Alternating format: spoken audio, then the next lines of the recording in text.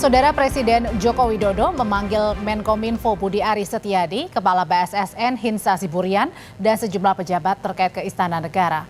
Pemanggilan ini berkaitan dengan kasus serangan siber di Pusat Data Nasional yang dikelola Kementerian Kominfo. Menkominfo Budi Aris Setiadi enggan memberikan keterangan seusai dipanggil Presiden Jokowi. Sementara Kepala BSSN Hinsa Siburian menyebut soal evaluasi pasca kasus serangan siber di Pusat Data Nasional. Sementara pihak Telkom Sigma menyatakan soal upaya pemulihan data yang terdampak serangan siber di Pusat Data Nasional. Ya seperti yang kemarin lah mungkin yang akan dibahas, tentunya pasti akan melakukan evaluasi. Pak, bagaimana sih Pak mengembalikan, saya kan ini data-data sudah banyak yang dirusak, terus menanganinya seperti apa nanti? Nah itu nanti tim teknis. Pak, kemarin pas rapat DPR kan Bapak kan sempat menyebut bahwa belum dapat pelakunya Pak. Ini kenapa sih Pak lama menangkap pelakunya? Ya. Gimana untuk mengatasi memulihkan data Pak? Ya sedang dalam proses. Masih bisa diselesaikan nggak sih Pak data-data Pak? Masih. Kalau yang jelas akan bisa diselesaikan. Menteri Komunikasi dan Informatika Budi Aris Setiadi enggan berkomentar terkait dengan petisi yang memintanya mundur dari jabatan sebagai menteri.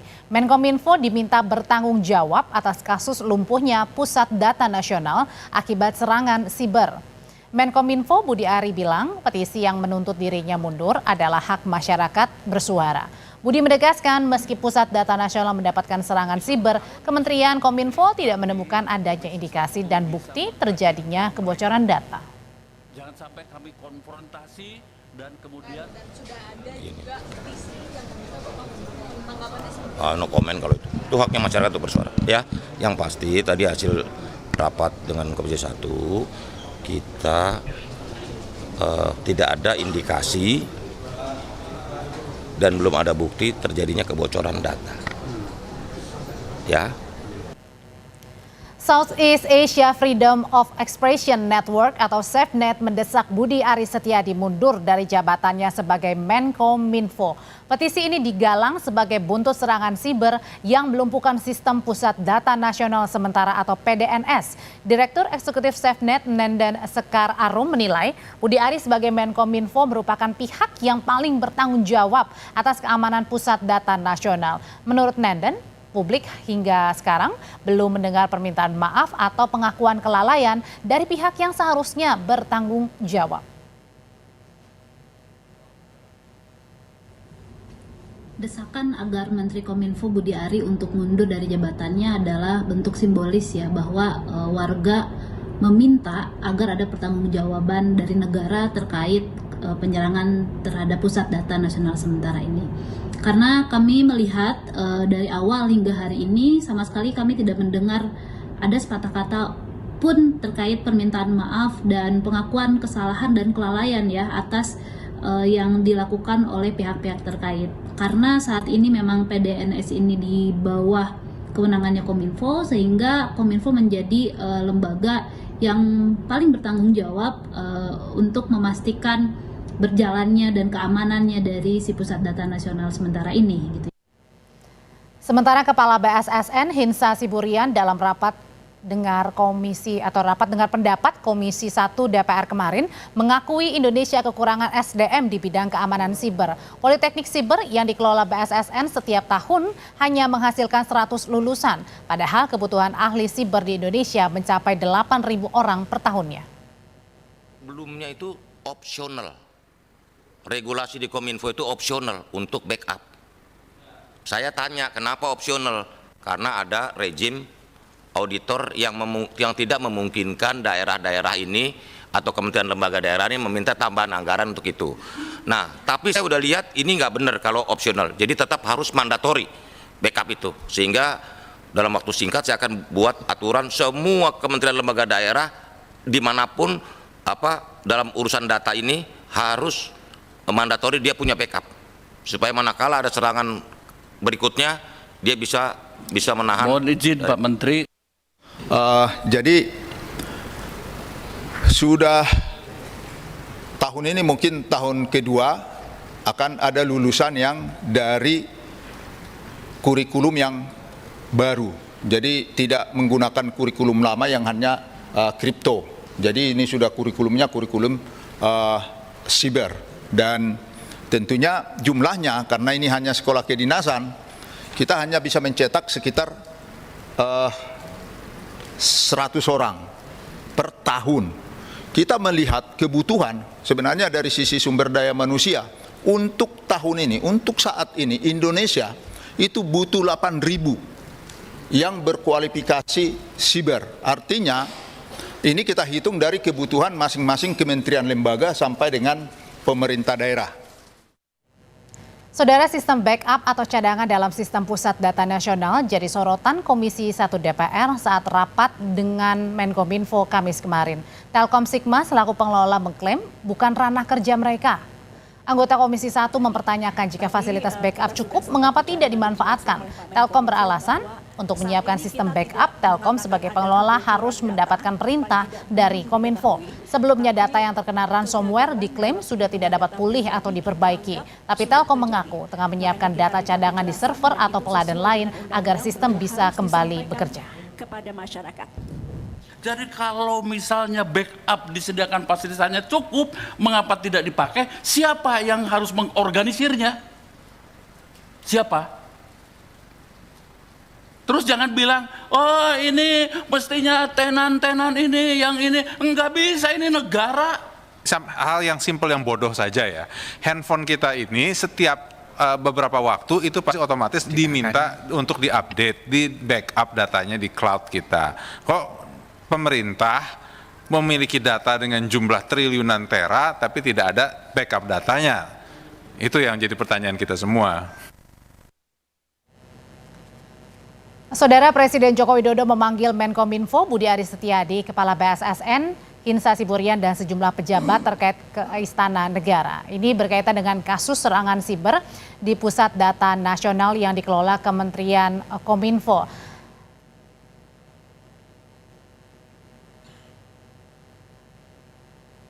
Saya rasa kemungkinan terjadi ada.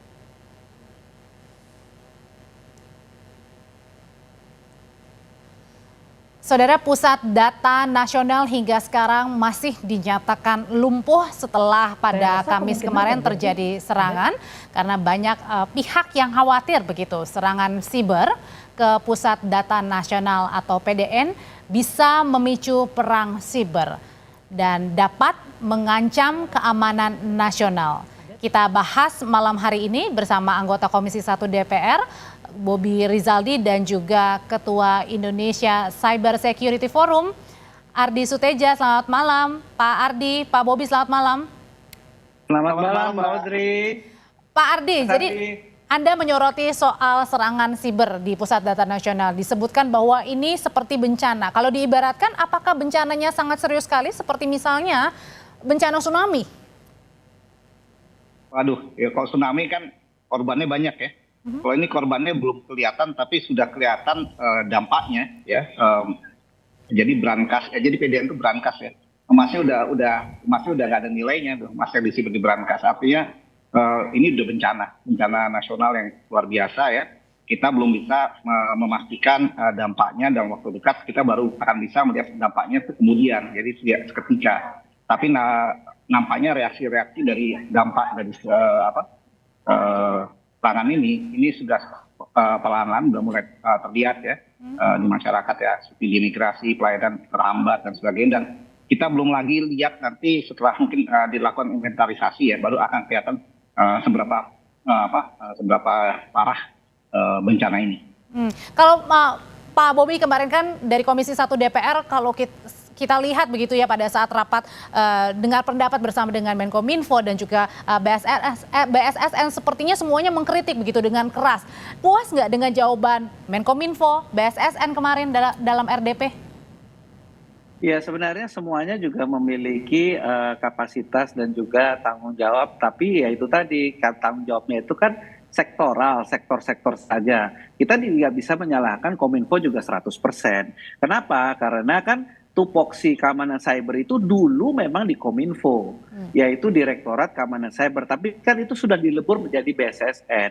Kita juga tidak bisa menyalahkan 100% kepada BSSN, karena BSSN hanya dibentuk dengan menggunakan Perpres, tidak ada undang-undang. Jadi bisa dibilang ini cyber adalah kesalahan yang bersama-sama, Pak Bobi? Ini adalah musibah kalau saya bilang. Karena gini, namanya serangan hacker atau kriminal itu adalah hal yang di seluruh negara pun juga diserang, apalagi dengan Lockbit 3.0 ini, dengan ransomware ini. Di Palo Alto Network kan juga disampaikan bahwa serangan Lockbit 3.0 ini sudah ada di berbagai negara termasuk Amerika Serikat, dan tingkat keberhasilannya itu sekitar 23%. Nah, ini ya ibaratnya ini adalah kriminal global. Dan ini adalah ancaman buat negara, ya itu betul. Tapi kalau masalah salah atau tidak ya, sekarang bagaimana kita tidak usah mencari siapa yang salah, ya tinggal kita mitigasi resiko dan identifikasi masalah di mana. Dan masalahnya kan sudah jelas di sini, bahwa Perpres yang dibuat oleh Presiden itu tidak dilaksanakan. Setelah tidak dilaksanakan, RPJMN Undang-Undang 2020. Seperti apa Perpresnya yang tidak dilaksanakan, Pak Bobi? Perpres mengenai SPBE di tahun nomor 95 2018 mengenai SPBE itu harus memenuhi standar keamanan data yang diawasi oleh BSSN. Lantas Perpres 132 kalau tidak salah 2022 tentang arsitektur SPBE, di mana pembuatan keamanan cyber itu harus by design. Artinya apa? Dia harus melibatkan arsitek pembuatannya itu bersama instansi keamanan cyber. Itu juga tidak dilakukan. Yang sekarang dilakukan itu kan adalah kejadian dulu, baru BSSN-nya datang, baru yang lainnya. Jadi seperti pemadam kebakaran. Pak Ardi, kalau gitu ini bisa dikategorikan sebenarnya bukan musibah dong, kalau misalnya di awal sebenarnya bisa berbuat hati-hati begitu. Ada unsur kelalaian kah? Enggak, bukan. Kita udah lewat masa itu ya. Karena 3 tahun yang lalu kan saya udah kasih peringatan ya. Di dalam berbagai kesempatan dengan media ya terkait dengan PDN ini ya. Ini kan ibaratnya menempatkan semua telur dalam satu keranjang ya. Nah, ini yang terjadi dengan PDN kan keranjangnya pecah. Ya. Jatuh ya, telurnya pecah ya. Jadi tenan-tenannya itu mengalami kerugian ya. Jadi kalau hal ini tidak disadari dan saya rasa saya nggak tahu harus bagaimana lagi. Dan pada saat kita dulu menginisiasi isu ini ya terkait dengan cyber, saya kira seharusnya udah banyak yang belajar. Apalagi kita juga mengalami hal yang sangat serius tahun lalu ya, ketika sebuah bank, salah satu bank plat merah itu kan mengalami masalah ya. Seharusnya itu udah jadi peringatan yang serius pada kita untuk mengecek ulang seberapa jauh full favor kita terhadap perkataan teknis yang sudah digarisbawahi dan misalnya di SPBE ya, perusahaan SPB dan sebagainya. Nah, kembali lagi benar apa yang dikatakan Mas Bobi, nampaknya ada tata kelola panduan-panduan yang diabaikan. Ya, jadi udah kalau menurut saya kesalahan ini udah beyond ya. Artinya kembali lagi nggak bisa kita pasrahkan kesalahan ini pada satu lembaga ya. Tapi Pak Ardi, ya. Pak Ardi juga pernah bilang begitu ya, kalau pusat data nasional PDN yang diserang ini bisa memicu perang siber. Sebenarnya perang siber ini apa sederhananya? Kita udah diserang kok. Dan harus ingat yang namanya PDN itu adalah objek vital strategis nasional. Ya, di mana semua sebagian besar lembaga dan kementerian dan strategis itu kan menempatkan datanya di tempat. Nah, sekarang kalau udah diserang ya, dan harus diingat ya, setiap serangan cyber itu pasti ada kegiatan-kegiatan terselubung di balik itu yang kita tidak tahu. Antara lain ya, pengkopian data yang ada di situ. Dan harus ingat dalam PDN itu kan data-data yang strategis. Artinya ada data terkait dengan ekonomi, keuangan ya, perilaku kita ya. Itu proyeksi data-data nasional yang untuk mungkin sampai 2045. Dan kalau ini sudah dikuasai tiap Berarti menyangkut data keuangan negara termasuk juga per individu dari masing-masing masyarakat? Betul. Dan itu kan nanti kan dipilah-pilah ya, dianalisa ya. Apalagi kok jatuh ke tangan Kementerian Intelijen asing udah ceritanya udah selesai gitu. Kalau gitu dari Pak Bobi, sebenarnya dari Komisi 1 menginginkannya seperti apa sih harapannya dari pemerintah begitu kan? Belakangan saat ini juga ada petisi begitu ya, meminta Menkominfo Budi Aris Setiadi untuk mundur, meminta maaf, bertanggung jawab. Ya paling utama adalah laksanakan saja Perpres itu. Perpres itu dilaksanakan, lantas laksanakanlah amanat undang-undang. Undang-undang PDP kan harusnya setiap pengendali data itu memiliki standar yang dinilai oleh Badan Pengawas Data Pribadi. Badannya aja sampai sekarang alhamdulillah belum ada. Nah, lantas satu lagi juga, untuk tupoksi keamanan cyber. Keamanan cyber itu ada RPJMN-nya dari 2020 sampai 2024 BSSN harus membangun 121 CSIRT. Sampai sekarang ini juga 1/10-nya juga belum dibangun. Artinya not well funded. Nah ini kan spektrumnya menjadi sangat luas, bukan hanya Kominfo, Menko Polhukam juga ada stake di sini, Kementerian Keuangan juga ada di sini. Dan betul yang tadi disampaikan Pak Ardi adalah paling utama Pusat Data Nasional ini harus ditetapkan dulu sebagai objek vital nasional. Objek vital nasional ini kan sekarang hanya masih infrastruktur energi, ada beberapa item-item yaitu bangunan, sarana prasarana. Pusat Data Nasional yang menjadi dasar dari Perpres tahun 2019 satu data ini sampai sekarang bukan objek vital nasional. Kalau sekarang kalau kemarin dibilangnya mudah-mudahan akhir Juli atau Agustus lah sudah pulih. Yakin sebenarnya ini pulih data-data kita nih yang sudah diretas, Pak Ardi? Ya fasilitasnya pulih, listriknya ada, komputernya bisa bekerja, servernya bisa berkomunikasi. Tapi isinya belum tentu kita masih utuh kan, apalagi sudah bocor kemana-mana gitu ya? Nah itu yang saya maksud, ini kita nggak sadar. Peretasan itu kan menyasar, ya, yang tidak ditanyakan oleh teman-teman. Kenapa PDN jadi sasaran? Itu dulu. Kita jangan bicara rantau, itu hanya metode, ya sarana untuk menyerang. Tapi kenapa PDN itu diserang? Itu aja. Itu yang harus segera dijawab juga ya untuk menemukan akar masalahnya sebenarnya. Pak Ardi, terima kasih. Pak Bobi. Terima kasih, sehat selalu Bapak-bapak. Terima kasih.